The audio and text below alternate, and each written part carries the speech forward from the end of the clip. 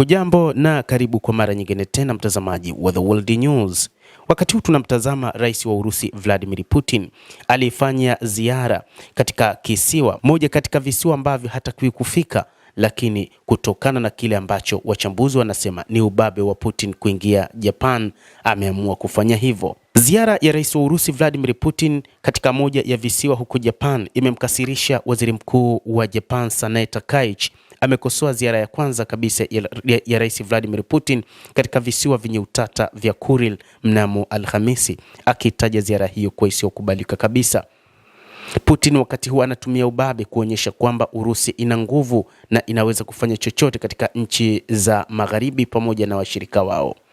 Vyombo vya habari vya serikali ya Urusi vimeripoti kuwa Putin alitembelea Iturup inayojulikana nchini Japan kama Etorofu, ambacho ni mojawapo ya visiwa vinne katika mnyororo wa visiwa vya Kuril vinavyodaiwa na Urusi na Japan. Kisiwa hiki kinadaiwa kuwa ni cha Japan, lakini Warusi wanadai ni cha kwao. Safari ya Putin imezidisha hisia hasi za Wajapan dhidi ya Urusi. Takaichi aliwaambia waandishi wa habari akisisitiza kuwa visiwa hivyo ni eneo la kipekee la Japan la kihistoria na kwa mujibu wa sheria za kimataifa.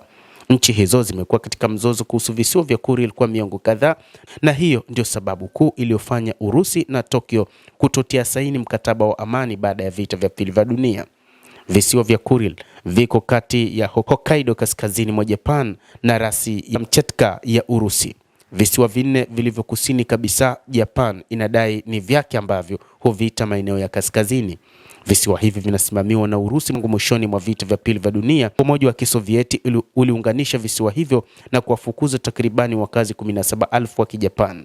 Wakati wa ziara yake, Putin alionja mayai ya samaki na kuzungumza na wenyeji wa visiwa hivyo, kulingana na ripoti za vyombo vya habari vya serikali ya Urusi. Akizungumza kutoka ofisi ya waziri mkuu siku ya Alhamisi, Takaichi alisema safari ya Putin inaumiza hisia za watu wa Japan na haiendani na msimamo thabiti wa Japan kuhusu maeneo ya kaskazini. Natumai kuwa upande wa Urusi unachukulia suala hili kwa uzito mkubwa, alisema. Mapema siku hiyo, waziri wa mambo ya kigeni wa Japan Toshimitsu Motegi alisema visiwa hivyo ni eneo la Japan kiasili, kihistoria na kwa mujibu wa sheria za kimataifa, na serikali ya Japan inapinga vikali ziara hiyo. Kwa miaka mingi jitihada za kutatua mzozo huo hazijapata ufumbuzi. Uhusiano wa nchi hizo mbili pia haujakuwa mzuri, huku Japan ikiweka vikwazo dhidi ya Urusi kutokana na uvamizi wake nchini Ukraine wa mwaka 2022. Lakini Urusi inaviona visiwa hivi kama sehemu ya visiwa vyake na inaamini ni sehemu katika visiwa vyake na hakuna namna Japan inaweza ikafanya chochote.